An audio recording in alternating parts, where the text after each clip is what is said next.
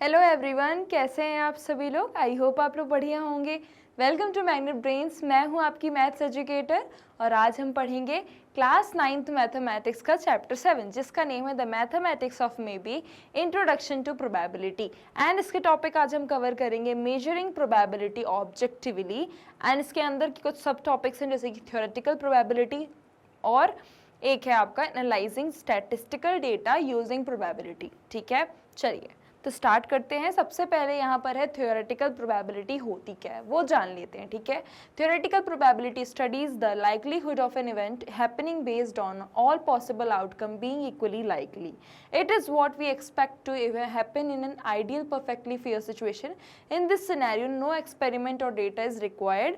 Theoretical probability is usually denoted as P. ठीक है, यानी कि फॉर एग्जाम्पल यहाँ पर ये बात की गई है कि थ्योरेटिकल प्रोबेबिलिटी होती क्या है। देखो, अगर आप एक डाइस को थ्रो करते हो, ठीक है, तो उसमें पॉसिबल आउटकम कितने होते हैं बताओ।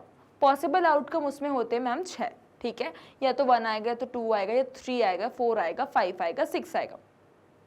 थ्योरेटिकल प्रोबेबिलिटी में क्या होता है कि पॉसिबल आउटकम तो होते ही होते हैं, बट उसमें से कितने जो एक आपको चीज़ जो दी गई है, यानी कि जो 4 है वो कितने बार आया है।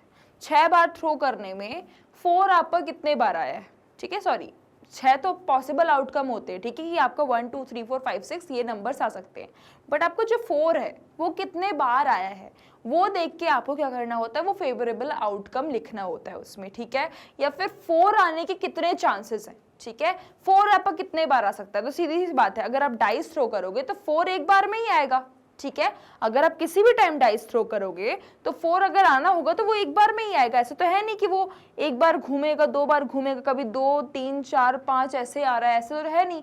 4 आपका घूम के एक बार में ही आ जाएगा। क्या अगर आप डाइस को थ्रो करते हो तो वो एक बार में डायरेक्ट ट्विस्ट करके कोई भी नंबर दिखा देता है कि 2 है कि 3 है, तो सीधी सी बात है एक बार घुमाने में 4 दिखाएगा, 5 6 सब कुछ तो एक साथ दिखाएगा नहीं। तो 4 कितने बार दिखाया, एक बार में दिखाया, तो 4 जो है हमारा वो क्या आ जाएगा आपका फेवरेबल आउटकम। कितने बार में दिखाया, एक बार में, तो वही फेवरेबल आउटकम होता है। तो यही चीज यहाँ पे समझाई गई है। ठीक है, इसमें अपन ने इवेंट को जो है पी से डिनोट किया है और पी यहाँ पर आउटकम भी है। ओके, यहाँ पर एग्जाम्पल थ्योरेटिकल प्रोबेबिलिटी को अपन पी से डिनोट करते हैं। ठीक है, फॉर अब यहाँ पर है example 3, if you roll a standard 6 sided die. अब यहाँ पर आपको एग्जाम्पल दिया है, अगर आप एक 6 साइडेड का अगर आप डाई थ्रो करते हो, ठीक है, तो सीधी सी बात है उसमें 6 आउटकम होंगे, 1 2 3 4 5 6। ठीक है, सो देखो पॉसिबल आउटकम यहाँ पर मैं आपको दिखा देती हूँ। पॉसिबल आउटकम आपका यहाँ पर हो गया, मैं आपको डिटेल में बताती हूँ कितने हो गए, 1 2 3 4 5 एंड 6, इतने आपके पॉसिबल आउटकम हो गए। ठीक है, अब दूसरी चीज मैं यहाँ पर आपको बताती हूँ कि आपको अगर थ्योरेटिकल प्रोबेबिलिटी निकालनी है, ठीक है, थ्योरेटिकल प्रोबेबिलिटी, तो आप कैसे निकालोगे। इसका पहली बात तो इसका साइन क्या होता है, पी होता है। इसमें आप लिखोगे favourable outcome,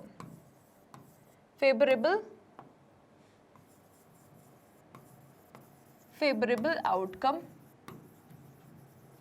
upon possible outcome.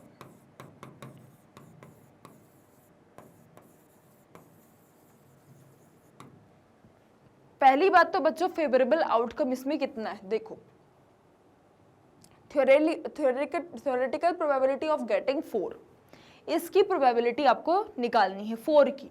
तो 4 कितने बार में आएगा बताओ, एक बार में आ जाएगा, यानी कि 4 एक ही बार आएगा ना सिर्फ। तो यहाँ पर भले वो कितने भी बार में आए, 4 एक ही बार आएगा, सीधी सी बात है। ठीक है, एक बार में सिर्फ 4 ही आएगा, तो 1 आपका हो गया फेवरेबल आउटकम। कितने बार में कितने पॉसिबल आउटकम है, 6 पॉसिबल आउटकम, यानी कि हमें 6 बार फेंकोगे तब जाकर आपका 4 तो एक बार में आएगा, तो वो हमने 1 लिख दिया। ठीक है, यानी कि 4 लाने की सिर्फ एक क्या है आपका फेवरेबल आउटकम है। 1/6 लिखा, इसको अपन डिवाइड करते हैं तो 0.1 और फिर उसके बाद आपका हो गया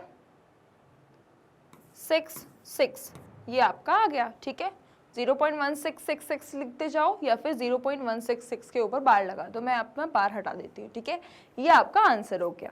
आप या तो इस तरीके से लिख दो या तो ऐसे आप डिवाइड करके लिख दो, बात वही है। ठीक है, चलिए नेक्स्ट क्वेश्चन अपन सॉल्व करेंगे। यहाँ पर क्या बोल रहा है example 4, a letter is picked at random from the word. अब आपको यहाँ पर एक लेटर है जो कि पिक किया गया है इस वर्ड से। टोटल नंबर कितने हैं वो देख लो, ठीक है। तो देख लेते हैं 1 2 3 4 5 6 7 8 9 10 11, टोटल यानी कि 11 है, यानी कि 11 वर्ड्स में से अब मुझे निकालना है। तो पॉसिबल आउटकम मेरा कितना हो गया, यहाँ पे 11 हो गया, ठीक है। तो यहाँ पर मैं P लिखूंगी, पॉसिबल आउटकम मेरा 11 हो गया क्योंकि टोटल नंबर ऑफ वर्ड्स मेरे 11 है। अब मेरा B कितने बार में आएगा, B यहाँ पर कितने बार आ रहा है ये देख लो। B यहाँ पर एक बार आया, यहाँ पर 2 आया, ठीक है, यानी कि 2 बार मेरा B आ रहा। तो यहाँ पर 2/11 कर दो, डिवाइड करके आंसर आ जाएगा, ठीक है। नेक्स्ट अब आपका यहां पर क्या है, analysing statistical data using probability. Example 5th है, suppose you anonymously collect information regarding the favourite fruit. यहाँ पर अब आपको ने कुछ कलेक्ट की है इन्फॉर्मेशन फ्रूट्स के रिकॉर्डिंग, ठीक है। 50 स्टूडेंट्स हैं आपकी क्लास में, जिनमें से कुछ बच्चों को यानी कि 20 बच्चों को जो है मैंगो पसंद है, 15 बच्चों को एप्पल पसंद है, 10 बच्चों को बनाना और 5 बच्चों को ग्रेप्स पसंद है, ठीक है। अब आपको क्या करना है, फाइंड करना है। क्या फाइंड करना है, प्रोबेबिलिटी फाइंड करनी है। किस किस की मैंगो कितने बच्चों को पसंद है, ग्रेप्स किसको पसंद है, एप्पल्स किसको पसंद है, ये सारी प्रोबेबिलिटी जो है आपको फाइंड करनी है, ठीक है। सो एग्जांपल यहाँ पर दिया है, let us play a game, suppose we randomly pick one student from the class and try to guess their favourites fruit, ठीक है। What is the probability that the student's favourite fruit is mango, ठीक है।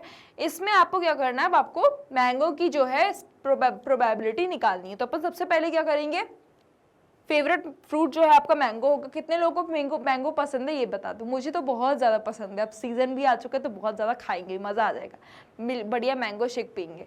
सबसे पहले यहाँ पर mango की अगर हम बात करें, प्रोबेबिलिटी ऑफ, यहाँ पर लिख देती हूँ, यहाँ पर क्या लिखा है, probability of favourite fruit is mango, ठीक है, प्रोबेबिलिटी, ठीक है।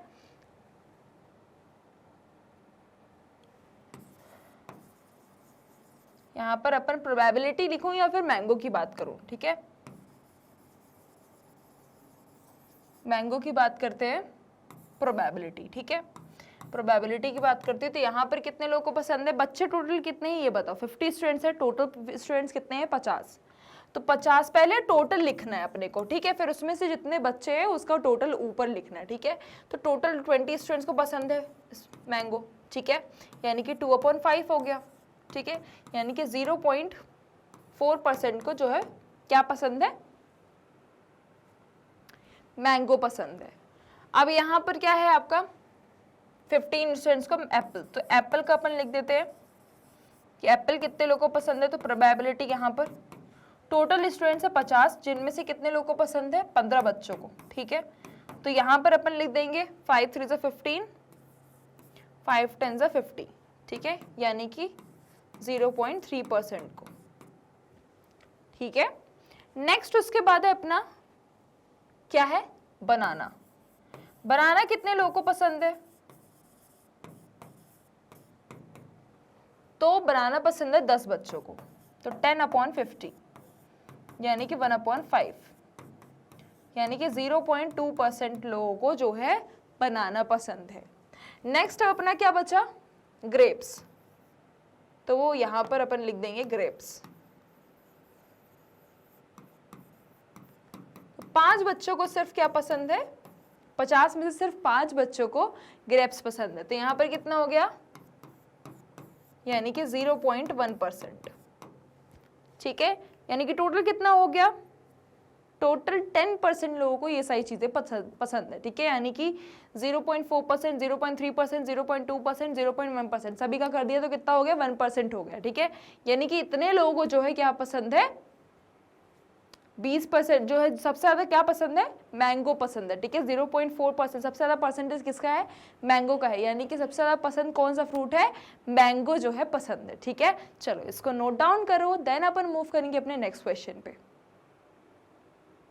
तो इस तरीके से देखो हम डेटा को एनालाइज करके किस तरीके से इनकी प्रोबेबिलिटी निकाल रहे हैं, ठीक है, कि इतने बच्चे हैं मेरे क्लास में और इतने बच्चों में इतने बच्चों को क्या पसंद है, मैंगो पसंद है या फिर एप्पल पसंद है या फिर ग्रेप्स पसंद है, तो हम कैसे निकाल रहे हैं, डेटा को एनालाइज करके, ठीक है। फिर उसके बाद हम उसकी प्रोबेबिलिटी निकाल रहे हैं।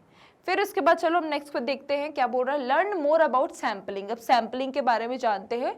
What we have learned so far is just the beginning, ठीक है। When collecting data through sample, ठीक है, सैंपल आप जान ही गए, ठीक है। सैंपल क्या होता है, जब हम सेट बनाते हैं डेटा का, पॉसिबल आउटकम का, ठीक है, तो sample space. There are other important thing to think about, like how big your sample should be and how to make sure your sample truly represent the whole population, ठीक है। अब इसमें आपको ये दिखाने की बात कर रहा है कि आपका सैंपल कितना बड़ा है और उसमें आखिर कितनी आप पॉपुलेशन को रिप्रेजेंट कर सकते हो, यहाँ पर उसकी बात की जा रही है। The size of your sample and making sure it's fair and not biased can help your result be more accurate, ठीक है। अब यहाँ पर आपको ये बताया गया है कि आप ज़्यादा श्योर रहना कि आपका जो सैंपल है वो बहुत ज़्यादा फेयर हो, ताकि आप किसी से बायस्ड ना हो पाओ, आपका रिजल्ट बहुत एक्यूरेट आए। नेक्स्ट यहाँ पर है, if you are interested and want to explore more about why sample size and representation matter in statistics, you can read more about it in print और digital resources, ठीक है।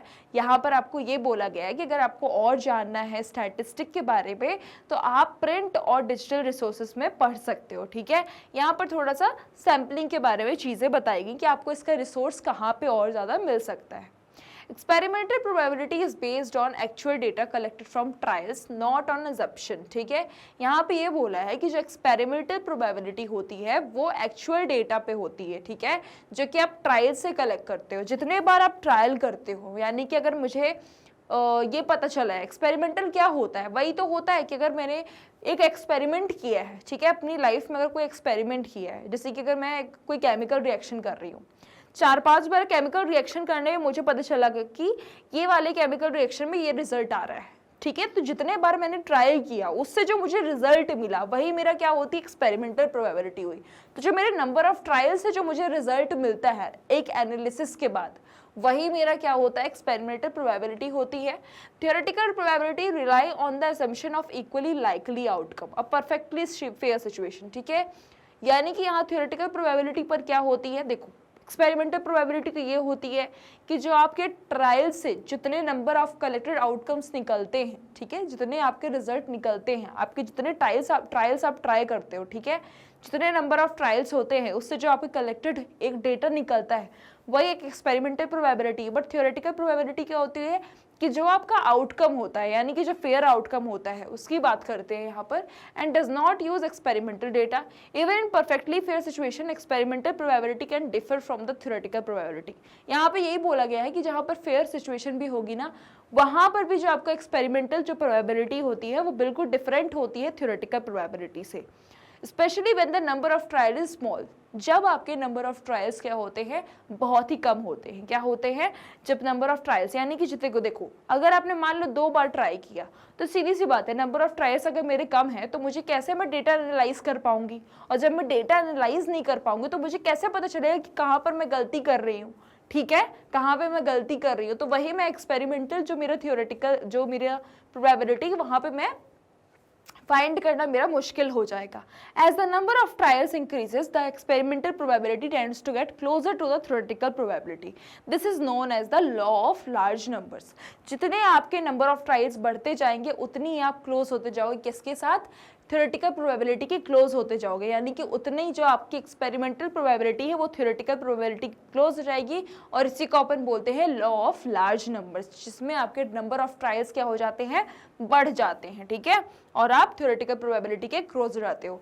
If I have rolled a 4 on a die 8 times, ठीक है, यहाँ पर आपकी 4 की बात हो रही है। अगर आप 4 को रोल करते हो और आपका 8 बार वो आता है, 8 times die 8 times in succession, the probability of rolling a 4 again is still only 0.16, ठीक है, यानी कि आपने अगर उसको 8 बार किया है, 4 को 8 टाइम्स किया है, ठीक है, तो सीधी सी बात है अगर आप उसको 4 को फिर से अगर आप अगेन क्या करते हो, फिर ट्राई करते हो, तो वो कितना होगा, 0.16 के अप्रॉक्स आएगा answer. And assuming the die is fair, probability does not tell you what will happen next but predict what will happen in the long run, ठीक है। प्रोबेबिलिटी आपको ये तो नहीं बता सकती कि नेक्स्ट में आपको क्या आने वाला है, बट इतना बता सकती है कि आपके कुछ टाइम बाद क्या आने वाला है, ठीक है। कैसे, एक्सपेरिमेंटल प्रोबेबिलिटी से, यानी कि लॉ ऑफ लार्ज नंबर से।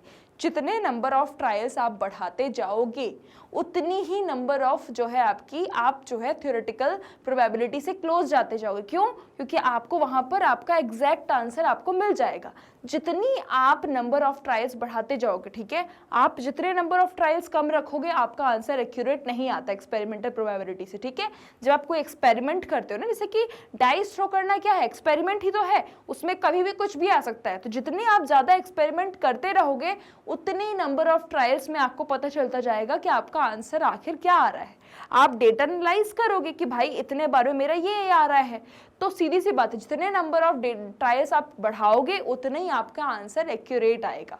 ठीक है, सो यहाँ पर क्या आपका लग रहा है, ये आपकी कौन सी प्रॉपर्टी कहलाई, लॉ ऑफ लार्ज नंबर्स की। ठीक है, और आपका आंसर यही आएगा। ठीक है, अब नेक्स्ट है यहाँ पर गैम्बलर्स फैलेसी। ठीक है, many peoples think that if something random happens many times in a row, ठीक है, कई बार लोग सोचते हैं कि इफ समथिंग रैंडम हैपन्स, जैसे कुछ अगर अजीब होता है, like flipping a coin and getting head 6 times, ठीक है, जैसे अपन जब क्वाइन फ्लिप करते हैं और फिर जो है अपने को 6 बार लगातार हेड ही हेड मिल रहा है फ्लिप करने में, so then the opposite outcome tails is more likely to happen next. तो आप यही सोचोगे कि जब नेक्स्ट जो आएगा वो अब टेल ही आएगा। ठीक है, but actually the coin does not keep track of what happened before. Every time you flip the chance of heads और tails stays exactly the same. ठीक है, and likely start afresh. The coin has no memory so past flips do not change what happen next. ठीक है, coins में कोई memory तो होती नहीं, कॉइन्स में कोई मशीन लगी है क्या, उसको कोई मेमोरी तो है नहीं कि भाई मैं डेटा एनालाइज कर लेता हूँ, मैं इतने बार मैंने फेंका है तो मेरा कॉइन को हेड हेड हेड हेड आया है, तो अब मेरा बाद में क्या आएगा, टेल टेल टेल आएगा। उसकी इतना मेमोरी तो कोई फिट है नहीं, वो तो अपन खुद ही कर रहे हैं ना एक्सपेरिमेंट, एक फिजिकल एक्सपेरिमेंट है, उसमें कोई मेमोरी तो फिट नहीं है। तो सीधी सी बात है, उसको अपना डेटा कैसे मालूम होगा, और इसी को अपन यहाँ पर क्या बोलते हैं, गैम्बलर्स फैलेसी बोलते हैं। ठीक है, जहाँ पर मिसअंडरस्टैंडिंग होती है। For example imagine that you are flipping a fair coin. For example आप मान लो कि आप एक फेयर कॉइन फ्लिप कर रहे हो, it comes up head 6 times, ठीक है, और उसमें जो है कंटिन्यूस 6 बार जो है हेड आ गया, and you might feel that on the next flip you are sure to get a tail. अब आपको एकदम आप श्योर हो गए कि अब आपको नेक्स्ट टाइम जो है टेल मिलेगा। क्यों? Tail have not come up for a while, क्योंकि अभी जब आप थ्रो कर रहे हो कंटिन्यू तो आपको ऐसा लग रहा है कि भाई हेड हेड हेड हेड 6 बार आ चुका है, तो अब आपको लग रहा है कि अब तो टेल ही आएगा। क्यों? क्योंकि टेल बहुत टाइम से नहीं आया है। ठीक है, आप ऐसे सोच रहे हो। सो however the probability of getting tail on the next flip is still 50%। ठीक है, अभी भी जो है 50% चांसेस है कि टेल अभी आ सकता है, और 1/2 exactly the same as before. The coin has no memory of past flip. ठीक है, यहाँ पर आपको गैम्बलर्स फैलेसी की बता रही है, जो कि आपको मिसअंडरस्टैंडिंग हो जाती है। अगर आप कोई फिजिकल अगर एक्सपेरिमेंट कर रहे हो तो सीधी सी बात है, कोई मेमोरी नहीं होती, कुछ भी नहीं होता। आप श्योर नहीं हो सकते कि भाई 6 बार अगर कंटिन्यू हेड आया है तो इस बार उछालूंगा तो मेरा टेल ही आएगा, ऐसा नहीं है। जरूरी नहीं है कि टेल ही आ जाए। ठीक है, हो सकता है कि 7वें बार भी हेड ही आए, है ना, तो ये इस पे मतलब डिपेंड करता है कि क्या आता है। ठीक है, अब इसी को अपन गैम्बलर फैलेसी बोलते हैं। For example 6 and let us say you are playing snakes and ladders. ठीक है, मान लो आप स्नेक एंड लेडर खेल रहे हो and you are rolling a fair 6-sided die to move. ठीक है, अब आप यहाँ पर फेयर गेम खेल रहे हो कि 6 साइड अगर आप डाइस थ्रो करोगे तब आप मूव करोगे। तो सीधी सी बात है, एक बार डाइस थ्रो करने में आप चल दोगे, आगे तरफ मूव करने लगोगे स्नेक एंड लेडर में, तो यहाँ पर आपको क्या आ जाएगा, 1/6, यानी कि इसका आंसर कितना होगा, 0.166। ठीक है, ये आपकी प्रोबेबिलिटी हो जाएगी। ठीक है,